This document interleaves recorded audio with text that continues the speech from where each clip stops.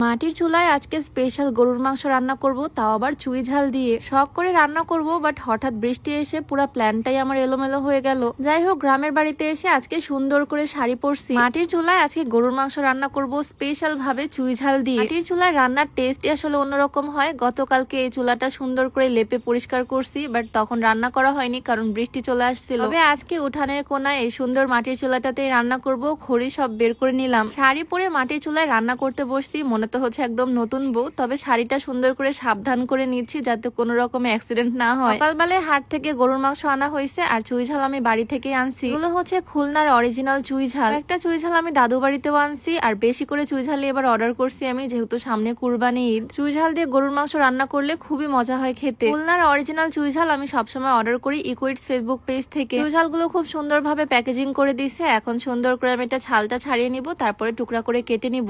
একদম অথেন্টিক দেশি চুই ঝাল তোমরা ইকুইডস ফেসবুক পেজ থেকে পেয়ে যাবা। পেজটা আমি ক্যাপশনে মেনশন করে দিব। তারা সারা বাংলাদেশে হোম ডেলিভারি দেয়। আগে চুই ঝালগুলোই আমি সুন্দর করে ছিলে টুকরা করে ধুয়ে রেখে দিলাম, একদম রেডি করে রান্নায় দিব। আর তারপর বিসমিল্লাহ বলে রান্না বান্না শুরু করে দিলাম। যখন রান্নাঘরে আসি তখন ওয়েদারটা খুব ভালো ছিল। তবে আস্তে আস্তে আকাশটা মেঘলা হয়ে আসতেছে। কি আর করব বলো, কত শখ করে চুলায় রান্না করতে বসলাম। তবে আজকেও মনে হচ্ছে বৃষ্টি আসবে। দেখা যাক কতটুকু কি করতে পারি। বড় একটা কড়াই বসিয়ে দিলাম মাটির চুলায়। তবে যেখানে বাঘের ভয় সেখানে সন্ধ্যা হয়। কি আর করার, কড়াইয়ে তেল ঢালার সাথে সাথে বৃষ্টি চলে আসলো, তাও আবার ঝুম বৃষ্টি। চুলাটা সুন্দর করে ঢেকে আবার উঠে পড়লাম বারান্দায়। বারান্দায় একটা মাটির চুলা আছে, সেখানে এখন রান্না বান্না করব। বর্ষাকালের ওয়েদারটা আমার খুব ভালো লাগে, ঠান্ডা ঠান্ডা। তবে কোনো প্ল্যান ঠিক মতো করা যায় না এই বৃষ্টির জন্য, এইটাই একটা সমস্যা। রান্না শুরু করতে পারলাম না, বৃষ্টি চলে আসলো। যাই হোক, ব্যাপার না, এটাও মাটির চুলাই। তবে সমস্যা একটাই, এই বাড়িতে কাঠের খড়ি নাই। এই শুকনা পাতা জাল দিয়ে এখন গরুর মাংস রান্না করতে হবে। কত সময় লাগবে আল্লাহ ভালো জানে। প্রথমে পেঁয়াজ ভেজে বেরেস্তা করে এগুলোকে তুলে নিলাম, আর তারপর রান্নার জন্য পেঁয়াজ কুচি গোটা রসুন দিয়ে দিলাম। গরুর মাংসে গোটা রসুন খেতে খুব ভাল লাগে আমার। প্রথমে এখন মশলাটা কষিয়ে নিব। গরম মশলা দিছি, লবণ, মরিচের গুঁড়া, হলুদের গুঁড়া সবকিছু দিয়ে দিব, সাথে বাটা মশলাও দিব। একটু পানি অ্যাড করে সুন্দর করে কষিয়ে নিব।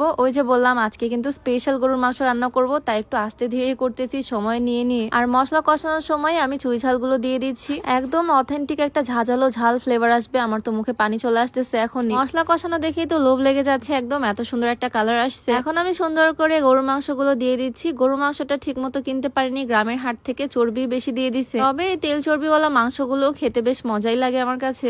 এখন জাস্ট আমি নেড়ে চেড়ে ঢাকা দিয়ে দিয়ে রান্না করে নিব। একটু পরপর অল্প অল্প গরম পানি অ্যাড করব।